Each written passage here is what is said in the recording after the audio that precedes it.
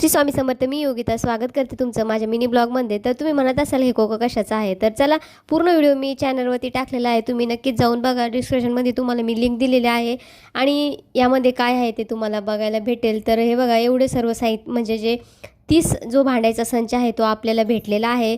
त्यासाठी काय करावं लागतं, काय प्रोसेस असते ते मी नक्कीच तुम्हाला सांगणार आहे. व्हिडिओ तुम्ही जाऊन बघा, कमेंट करा आणि तुम्हाला कशाविषयी माहिती पाहिजे आहे ते मी नक्कीच सांगणार आहे.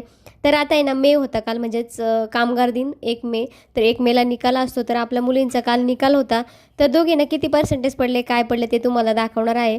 तर पण कसं असतं ना, जवळचेच लोक जे आहे ते कौतुक करत नाही बरं का, याचा मला चांगलाच अनुभव आलेला आहे. तर चला आता किती जे टक्के आहे ते पडले आहे मी तुम्हाला दाखवते. तर तुम्ही म्हणत असाल असं का बोलते, कारण एक मी स्टेटस ठेवलं होतं मुलींच्या जो रिझल्ट आहे त्याचा. तर जे जवळचेच लोक आहे खूप बोलतात कौतुकाने, त्यांनी जो आहे तो त्यांच्या म्हणजे त्यांचे जे मार्कची लिस्ट होती त्याला लाईक केलं नाही, याबद्दल खरंच वाईट वाटतं बरं का.